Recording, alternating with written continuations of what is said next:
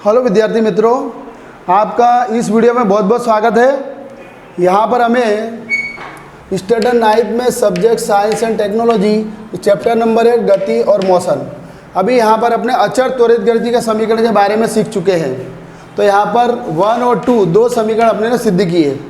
अब इसके बाद तीसरा समीकरण v² बराबर u² प्लस 2s को सिद्ध करना है। तो क्वेश्चन आपका क्या है, देख सकते हो कि समीकरण v² बराबर u² प्लस 2x आलेख द्वारा सिद्ध कीजिए। आलेख द्वारा सिद्ध कीजिए, यह क्वेश्चन अपने को सीखना है। तो यहाँ पर आपको आलेख दिया गया है वेग वर्सेस समय का आलेख। तो वेग को हमेशा y अक्ष पर लेते हैं, ये वेग है आपका। वेग को अपने मात्रक लिखेंगे ms-1 और यहाँ पर समय को x अक्ष पे लेते हैं, समय यानी सेकंड में लेंगे। तो आप देखोगे कि पदार्थ पहले बिंदु A पर है, A से कहाँ B तक जाता है, तो वो कितनी दूरी तय करता है, इधर तक s दूरी तय करता है। यहाँ पर जब पदार्थ A है तो उसका प्रारंभिक वेग u है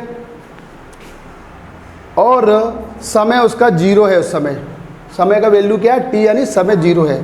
तो यहाँ पर जब पदार्थ A से B पर जाएगा तब वो कितना वेग तय करेगा, v वेग तय करेगा। तो यहाँ से इधर तक का पूरा वेग कितना v है।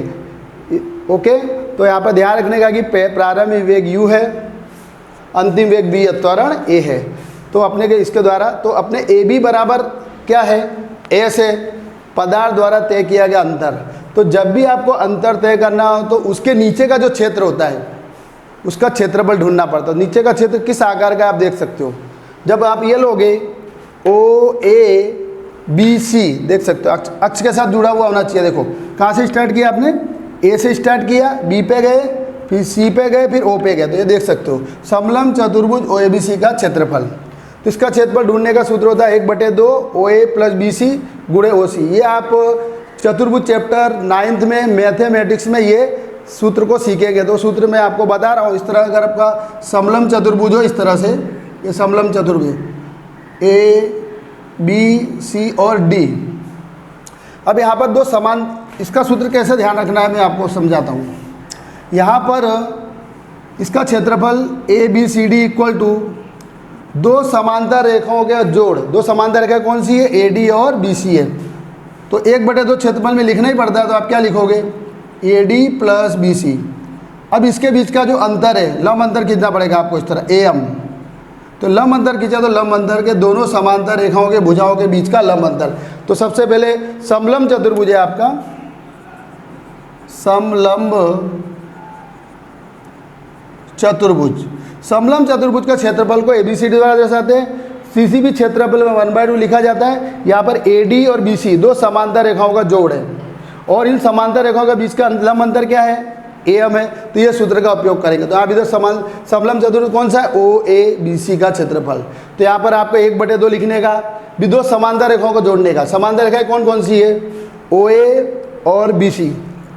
OA और BC एक दूसरे के समांतर है। यहाँ पर AB और OC एक दूसरे के समांतर नहीं, क्योंकि ये रेखा जब आगे जाएगी तो इस तरह इसको काट देगी। तो समांतर रेखा कौन सी हुई आपकी, OA और BC। वही ले समांतर रेखा ना जो आपको क्षेत्र ढूंढना। क्षेत्र कौन सा ढूंढना है, OABC। तो लिखो OABC। तो OABC में OA और BC क्या है, एक दूसरे के समांतर रेखा। तो समांतर रेखा का योग करेंगे। फिर उसके बीच का लंब अंतर, तो लंब अंतर आप देखोगे कि यहाँ पर AD लंब अंतर है। इधर क्या है, दोनों के बीच का लंब अंतर AD भी ले सकते हो और AD बराबर OC होता है। तो मैंने OC और AD को बराबर रखा है। अब यहाँ पर OA कितना है देख सकते हो आकृति से, OA बराबर A है। BC OE बराबर कितना है, V है। तो इसके ये आयत बनने के कारण OE और BC समान हो जाएगा। तो BC का जब OE का मान B है तो BC का मान भी B हो जाएगा। और OC बराबर टाइम कितना लगता है, जब पदार्थ इधर पहुँचता है तो T टाइम लगता है। तो OC बराबर आपका अंतर क्या हो जाएगा, T हो जाएगा। तो इस मान को अपने इसमें सूत्र में रख देंगे 1/2। OA बराबर कितना है आपका, U है। BC बराबर कितना, V है। और OC गुणे T है। तो आपको S। लेकिन आपको सिद्ध तो ये करना है, अभी तो अपनों को आगे समीकरण नंबर 1 डाल देंगे। अब यहाँ पर देखें मुझे T का लोप करना है। तो एक सूत्र है, पहला सिद्ध किया V बराबर U प्लस AT। तो गति के समीकरण से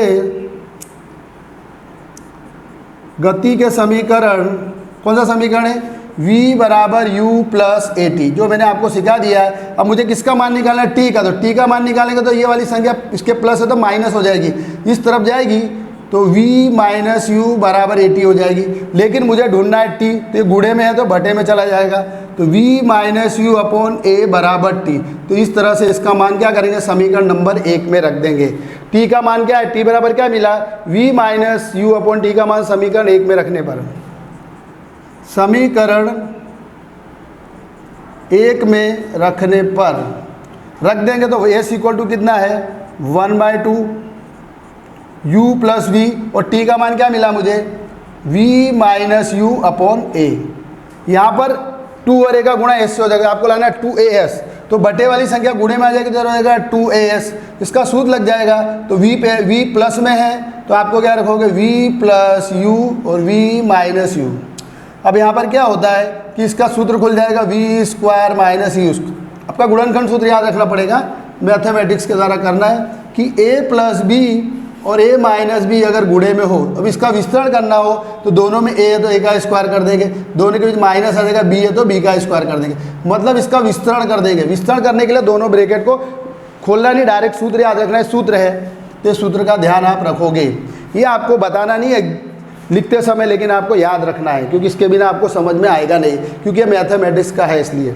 तो इधर पे हो गया, इधर पे v का स्क्वायर माइनस यू, आपको लाना है v स्क्वायर को सूत्रकर्ता बनाना है तो u स्क्वायर को इस साइड ले जाएंगे तो 2as प्लस यू स्क्वायर बराबर v स्क्वायर हो जाएगा। तो v स्क्वायर इक्वल टू क्या हुआ, v स्क्वायर बराबर इसको इस साइड ले जाएंगे u स्क्वायर प्लस 2s हो गया। तो इस तरह आपका समीकरण सिद्ध हो गया। तो विद्यार्थी मित्रों आपको ये समझ आ गया होगा, मैं समझ रहा हूँ, तो आप इसके बाद दूसरा क्वेश्चन को देखेंगे। चलिए विद्यार्थी मित्रों फिर क्वेश्चन अपने आगे यहाँ चलते हैं क्वेश्चन पर, क्वेश्चन नंबर 4 पर।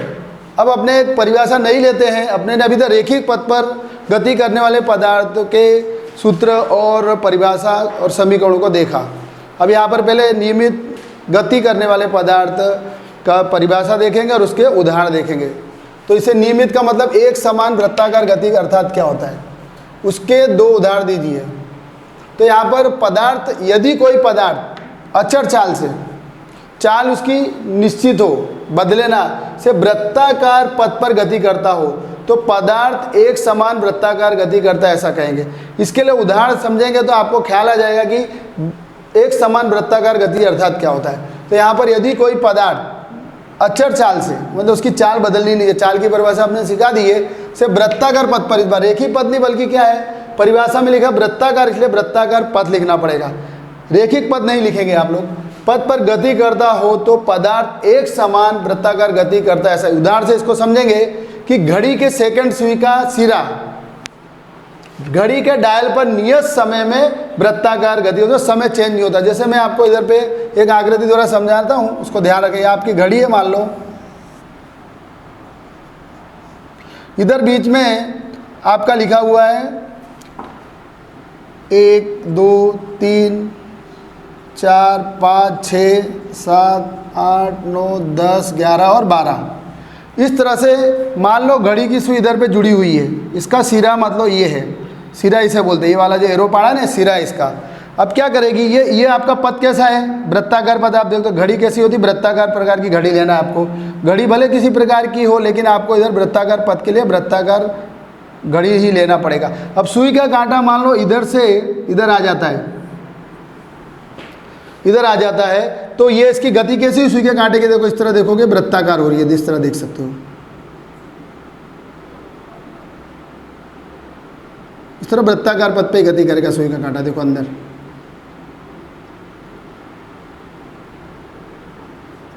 तो क्या समझ में आ रहा है अपने को कि यहाँ पर घड़ी की सुई इधर पे आपका जो समय लगाएगी उतने ही समय इधर भी पहुँचने में लगाएगी, यानी समय निश्चित है।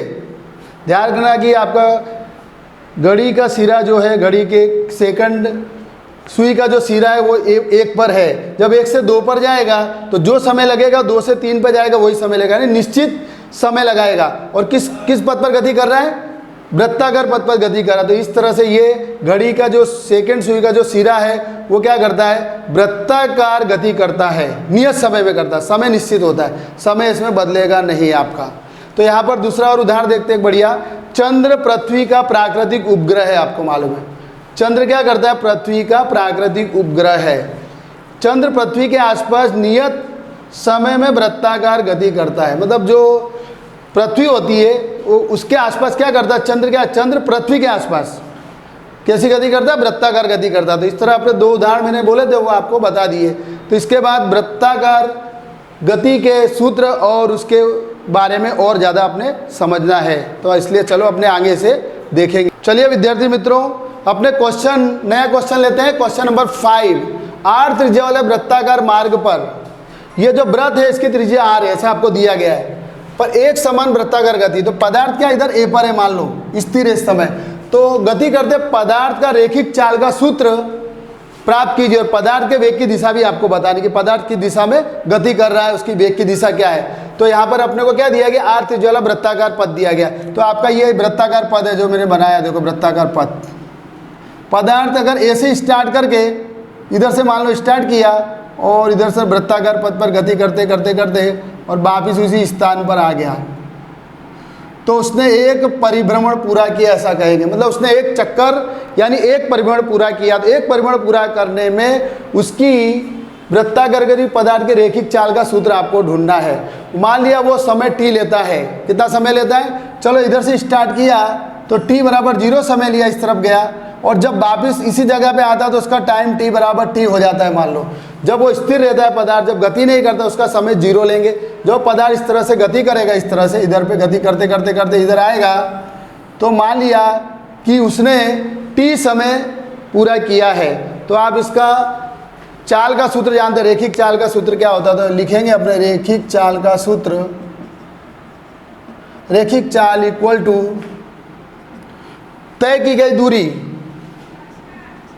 तय की गई दूरी और तय करने में लगा समय, तय करने में लगा समय। तो यहाँ पर देखेंगे कि जो दूरी तय की गई वृत्ताकार गति है। तो वृत्ताकार गति यानी मतलब एक चक्कर पूरा किया, एक परिमाण, तो उसने क्या है, वृत्त की परिधि को पूरा किया। तो वृत्त की परिधि का सूत्र क्या होता है, इधर लिखेंगे वृत्त की परिधि, क्या लिखा जाएगा, वृत्त की परिधि बटे समय। अब वृत्त की परिधि का सूत्र आप जानते हो, प्राइमरी में सीख चुके हो या फिर अभी 9th में मैथ में सीखोगे कि उसकी परिधि का सूत्र होता है 2πr, क्योंकि त्रिज्या r है इसलिए r लिखेंगे और 2πr इसका सूत्र है। अब यहाँ पर देखो समय कितना लगा है t, तो इधर लिखेंगे 2πr/t। तो इस तरह से आपका रैखिक चाल का सूत्र क्या प्राप्त हुआ, 2πr/t प्राप्त हुआ। उसके बाद क्वेश्चन 8 किया कि पदार्थ के वेग की दिशा क्या होगी। तो पदार्थ के वेग की दिशा याद करने के लिए अपने को कुछ बातों को ध्यान रखना पड़ेगा। मान लो ये आपका वृत्ताकार पथ है, यहाँ पर पदार्थ A है, B है, इधर पहुँचा पदार्थ C पे पहुँचा, पदार्थ D पे पहुँचा, पदार्थ E पे पहुँचा, पदार्थ F पे पहुँचा। अब जब पदार्थ ऐसे गति करता है तो इधर एक स्पर्शक खींचोगे आप, क्या खींचोगे, स्पर्शक। बिंदु ए पर एक स्पर्शक खींचा है। स्पर्शक का मतलब क्या होता है कि वृत्त को एक रेखा एकमात्र एक बिंदु पर काटती हो। ये आपको गणित में पता चलेगा, मैथमेटिक्स में, कि स्पर्शक ये वृत्त का स्पर्शक है, ए बिंदु पर का स्पर्शक, ए बिंदु पर का स्पर्शक। तो स्पर्शक की दिशा किस दिशा में, इस दिशा में, तो वेग की दिशा v1 इस तरफ होगी। अब मान लो पदार्थ इधर आया तो इसकी दिशा इस तरफ आएगी, कि पदार्थ यूँ घूम रहा है, तब इसकी दिशा वेग की दिशा v2 हो जाएगी। जब पदार्थ इधर आया तो ये बिंदु पे पहुंचा तो इसकी वेग की दिशा क्या हो जाएगी, v3 हो जाएगी। पदार्थ इधर से d पे आया तो इसकी वेग की दिशा v4 हो जाएगी। इधर आया इस साइड, इधर घूमते हुआ है तो इसकी वेग की दिशा v5 हो जाएगी, और इधर आया तो इसकी वेग की दिशा v6 हो जाएगी। तो इस तरह से जिस दिशा में पदार्थ जाता हो उस बिंदु पे, जिस बिंदु पर पदार्थ आ गया हो, तो पदार्थ के द्वारा उसी दिशा में खींचा गया स्पर्शक वो वेग की दिशा को दर्शाता है। जैसे ए बिंदु पर बिंदु इस तरफ गति कर रहा है तो उसकी वेग की दिशा v1 है। वेग यानी v से दर्शाते हैं, लेकिन ए बिंदु पहले v1 लिखा, बी बिंदु पर जाता है पदार्थ तो उसकी दिशा इस दिशा में आ जाएगी, v2 आ जाएगी। पदार्थ जब सी पे आएगा तो उसकी वेग की दिशा इस तरफ चली जाएगी, v3, क्योंकि दिशा इस तरफ है। जब डी पे आएगा तो दिशा v4 हो जाएगी। एरो पढ़ा है मैंने दिशा के लिए, एरो इस तरफ जा रहा है, वेग की दिशा इस तरफ है, इस तरह इधर v5 है, v6। इस तरह से आप पदार्थ के वेग की दिशा वृत्ताकार पथ पर जान सकते हो। तो आज का इतना ही विद्यार्थी में आपको समझ में आएगा। तो इधर ही अपने समाप्त करते हैं। Thank you very much.